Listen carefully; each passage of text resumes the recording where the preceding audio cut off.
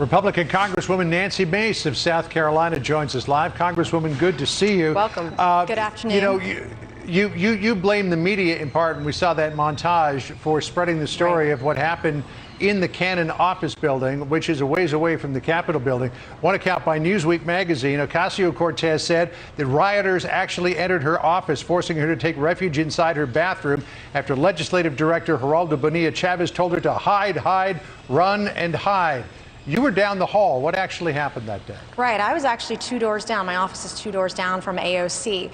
And not at one moment during the events of January 6th did any rioter or any insurrectionist come down the hallways where our offices are located. I initially, took to task the press for making these claims, taking these claims to apocalyptic levels.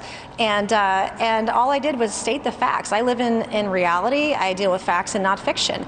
And I said that there were no rioters in the hallways of Cannon. I'm 2 doors down from you. And she lost it today. She doesn't deal in reality. She hasn't been doing that today. I think it's really important that we take members to task when they're not being honest with the American people. This division is hurting our country. Congresswoman, are you, just to be clear, alleging that she fabricated this entire story for political reasons? Or is it possible she had a different experience? She knew this was going on. And right.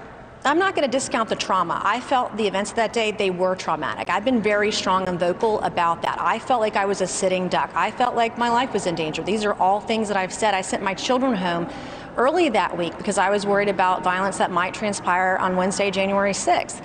But at no time were there rioters at our doors banging to get in. And I think that, also attacking the Capitol Police this week, she did that earlier this week, she did that last month. The only thing standing between us and the rioters in our office building were the Capitol Police, and they were outnumbered. And I'm not going to discount the trauma that we each experienced, but we have to be factual when we describe what actually happened. And I'm telling the truth today. That's simply it. Alexandria Ocasio Cortez tweeted a whole bunch about this yesterday. I want to show the one about her saying it was the latest manipulative take on the right. They are manipulating the fact that most people don't know the layout of the Capitol complex. We were all on the Capitol complex. The attack wasn't just on the dome. The bombs Trump supporters planted surrounded our offices, too. I've spent some time up there on the Hill, and I do know you can get to the Cannon building from the Capitol via a tunnel, but those bombs were placed at the DNC and the RNC. Correct. And it seems to me as though these two things don't quite add up. Right, and I'll be the first one to admit, I walked by the RNC headquarters on my way to the office that morning, later to find out there was a pipe bomb that was planted there. I'm not discounting any of that. Those are very important details. But in our offices where we were barricaded, our doors were locked. We had to evacuate twice that day, and the Capitol Police came around to each office, just like AOC's, and asked us to do that for our own safety because of the threats at the DNC and the RNC. Many of us were stuck in the tunnels under the Capitol at one point. And even I read police reports 2 weeks ago where some of the rioters knew that some of us were stuck down there and they were looking for a way to get down there. So these are all serious things, but we've got to realize that they were not in our hallways. They were not at our doors banging to get in. That didn't happen. We were locked in our office, being silent, listening to sirens of law enforcement coming to the rescue for 6 hours that day. And to be clear, we just had a map up on the screen that clearly showed out the very different locations of the building where the riots were happening and where you and your fellow Congresswoman were in your offices, about a 10-minute walk, as it's been described to me.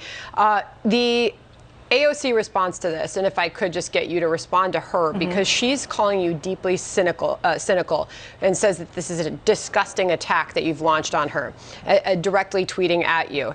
As the Capitol complex was stormed and people were being killed, none of us knew in the moment that what areas were compromised. You previously told reporters, she says to you, yourself, that you barricaded in your office, afraid you'd be hurt. I believe you just said that on the record here as well. You can comment on that and respond to her, but I'll also ask you why you feel this is a fight you so strongly want to engage in. Well, I didn't intend to engage in this fight. I was just simply commenting on the fact that there weren't rioters at our doors. They weren't in the hallways. They were not inside the building of Cannon. I think that was an important detail because the way that the media was portraying this and the threat that was on her life, and using the words like murder this week. Why do you think she, as you're alleging, she fabricated the story about the rioters being in the hallways? Why do you think she would do that? Well, I mean, she's very good at politicizing events to her advantage, and that's what's going on today. We've seen it throughout her tenure in Congress, and these are the reasons why Americans are fed up with politics today. Seeing the culture of personality in both parties continually dividing our country. We have real work to do, and just look yesterday and today being distracted from the work of the people. We have people out of jobs, we have kids that aren't back in school, and we have vaccinations that need to get to vulnerable and compromised Americans so we can stem the tide of COVID-19. These aren't the things that we're talking about today, because we're dealing with literally, like, I feel like I'm in an episode of Jerry Springer right now.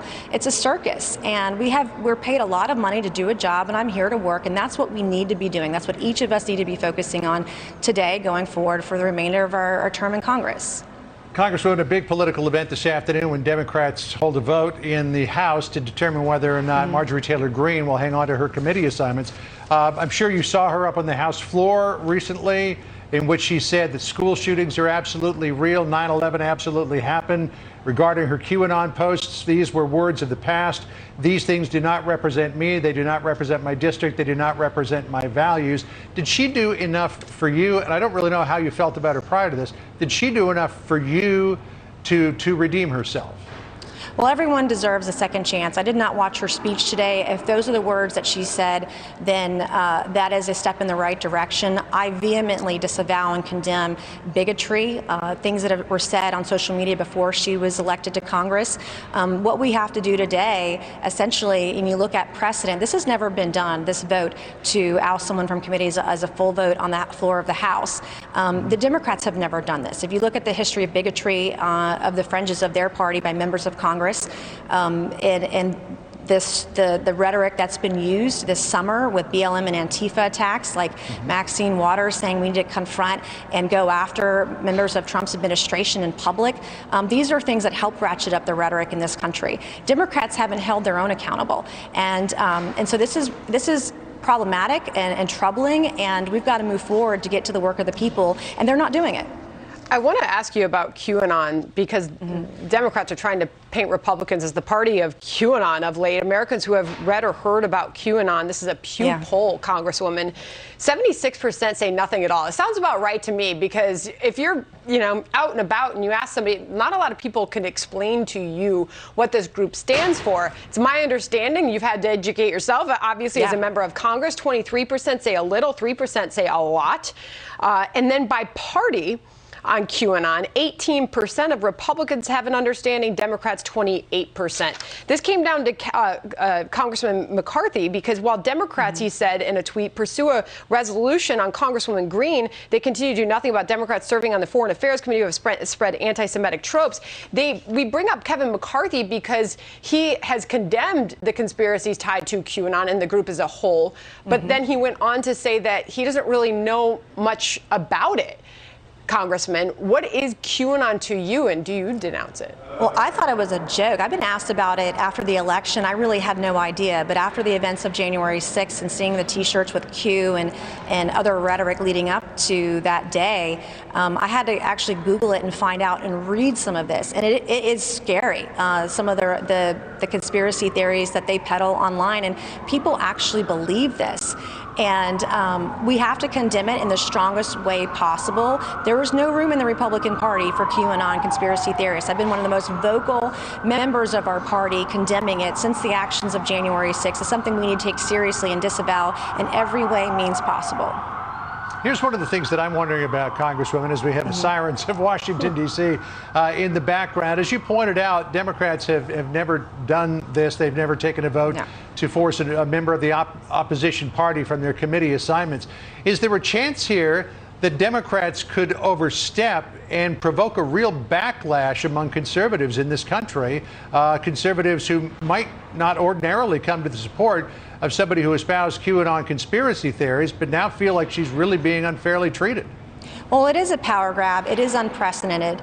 I've told folks that I will consider it when the Democrats file a resolution holding their own accountable for their anti-Semitism, their bigotry, their violent rhetoric, as you mentioned earlier before. And even just several years ago, another Democrat from Georgia, Cynthia McKinney, when she physically assaulted a Capitol Hill police officer, no one held her accountable. She didn't get expelled. She didn't get removed from committees. Actually, I think she got better committees after that. And that issue was dealt with when she returned to get reelected. She wasn't. She lost in the Democratic primary.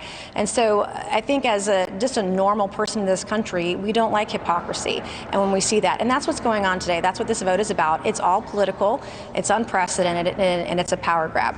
Regardless of what happens with her committee assignments, based on what you know and have seen that she has said in the past about some of these conspiracies and ideas, is she, like Karl Rove said this week, a problem for your party? Absolutely. This is problematic, and that's one of the reasons I spoke up last night at our Republican conference. I was glad to see leadership bring this out so we could have a heart-to-heart, get everything, the good, bad, and the ugly off our chest, and have this discussion. If we want to rebuild our party and rebuild our country, and by doing that we win in 2 years, we have to maintain seats like mine that are swing seats and appeal to the rest of America who feels like their voices are not being heard. And that's why the radical left and the radical right appeal to many folks in our country, because they feel like they're not heard and they're not represented, and those extremes happen. But what we have to do is turn our back to that and say no more. We're not going to participate in this. We don't condone it. We're not going to accept it. And if she makes these kind of mistakes going forward, she'll be held accountable. But Democrats have to hold their own accountable too, or we're just going to have a repeated cycle of divisiveness in this country for years to come. And I'm sick of it. And I think most Americans are too. You mentioned the meeting last night, Congresswoman, of the GOP House Conference. One of the other big issues they took up was Liz Cheney and her vote in favor of impeachment back there after January the 6th. Going into it, we were led to believe that more than 100 members of the House GOP Conference were going to vote to get her out of her leadership position. But in the end, the vote was 145 in favor and 61 against. What happened, and what do you think of the Liz Cheney situation? Well, the vote wasn't even close, and I think, seeing everyone that came forward, we spent 6 hours meeting and discussing and debating the issue. Part of the American experiment is that we're able to have a debate, a discussion, ideas of policy and positions, have this debate and not attack one another. It was a great meeting. I praise leadership for conducting the meeting and allowing us to have our voices heard, and to accept that, life is sometimes a series of second chances, and it's really important to recognize that this is a second chance for all of us to move forward from this day going forward, that we work with the people of this country to get them back to work, to get our kids back in school, so we can recover from the COVID-19 pandemic as soon as possible and get our economy back in order. And this was really important for us to come together, to have this debate, to have this disagreement, even in some cases, and move forward. Congresswoman, you've said a lot of really interesting things. I would ask you what role you see Donald Trump playing in your party, and especially when you look out 2 years from now, knowing that next week Democrats are moving on with his impeachment. As we see that trial, now Democrats are saying they want him to testify in person on his role on the events that led up to January 6th riots. What role does former President Trump, have in your party going forward? Well, I can tell you the events of next week with the impeachment, which I voted against because it was unconstitutional. You can't take away someone's due process. It doesn't matter who they are. There has to be an investigation and hearings. But the problem with impeachment next week in the Senate is the Senate can't take up the business of the people. Everything is on pause and on hold, and we're not able to address the needs of Americans right now in this pandemic. And going forward, I think we do need to reconcile what our party is going to be in the future. We're not the party of violence. We're not the party of bigotry.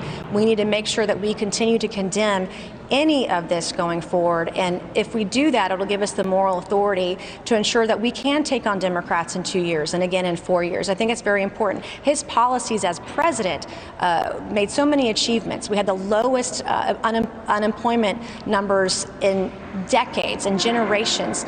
We had Operation Warp Speed. We had prison reform. We banned drilling off South Carolina's coast. We had a number of achievements to be proud of, and those are the things that we need to work forward to in the years ahead. I've made some inquiries as to whether or not the president might agree to testify. I wouldn't assume that he would. I haven't heard back yet. What do you think? Should the president testify, or is that just going down a rabbit hole that he shouldn't go down? Well, I'm not an attorney, nor do I pretend to be one on TV, and I will not give legal advice. So I think that'll be up to his legal team and him personally. But Congresswoman, I mean, this is not a legal process; it's a political process. Right. It is. So politically, would you recommend that? Would you want to hear from him? Would you want to hear his side of the story in a trial? Well, I don't know what side of the story, what they're going to use in the hearings next week. I don't know. I'm not on his legal team and wouldn't even begin to say whether or not anyone should testify next week or not. I don't know what the strategy is. Congresswoman, I'd love to pick your brain on some of the calls by the Biden administration to, for instance, raise the federal minimum wage $15. Right. We've had businesses all over the country speak out against this. Some have said that they could be able to handle it. They're doing okay during the pandemic, but so many businesses are struggling. Where do you stand on that issue when you look across the country and the ability to absorb a change like that from this new administration? Well, certainly mandating a new minimum wage at $15 an hour in the COVID stimulus package has absolutely nothing to do with COVID-19. That's the problem with these big stimulus bills, is that politicians add things in that are irrelevant to the overall package, and then they get very expensive. We don't have $2 trillion to spend, and small businesses can't afford this kind of wage increase. And we do know that if wages go up to $15 an hour and mandated for small businesses to do that, that there are going to be fewer jobs available to hardworking Americans. This is not the time to penalize our workers or small businesses who are just simply trying to keep their doors open, barely open, to get through the pandemic. As you know, Congresswoman, both the House and the Senate are looking at going down the reconciliation road. They passed a measure earlier today in order to do that, which means that Democrats could basically pass as big a bill as they wanted to along a straight party line vote after all of the calls during the inaugural address for unity by President Biden, after all of the talk that we've heard from Senator Schumer and others that they'd like to involve Republicans. They don't appear to be in a mood to do it unless Republicans are willing to capitulate to their desires. No, it's all talk and no action. If we're going to actually have unity, we can't just talk about it. It can't be a one-sided conversation where Republicans are going to the president or going to Democrats. Democrats and the president need to also come to us and have a two-way conversation about how we can work together, and that's just not happening right now.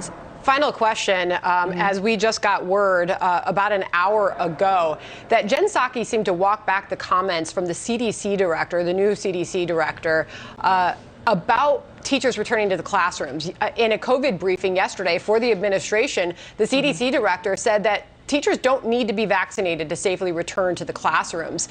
And now Jen Psaki, on behalf of the Biden administration, is saying, well, those were just personal comments, and she was not speaking on behalf of the CDC. There is outrage from parents across the country who have kids that have not been back in a classroom for over a year now. Your thoughts on that, Congresswoman? Well, I'm a single working mom of 2 children in middle school. Today was the first day in a year that my children got to be back in the classroom physically. They're only going to get 2 days a week in a hybrid program. That's better than no days a week. Yeah. I can tell you, if teachers feel the need that they need to be vaccinated to be in the classroom, we should vaccinate our teachers. They should have the choice on whether or not they want to do that. That's one of the reasons we've got to get off the distractions, the circus, the Jerry Springer show that we're on now, and address the needs of the American people. Our people need to get back to work. They need to be on the job. Our teachers need to be in schools so kids can learn. And our oldest and most vulnerable populations and those with underlying conditions need the vaccination so we can get back to normal. Congresswoman Nancy Mace, it's great to spend some time with you. Thank you. Good quality time today. I'm sure we'll be seeing a lot more of you. Thanks so much. Appreciate it so much. Thank you so much. Thanks for coming on America Reports.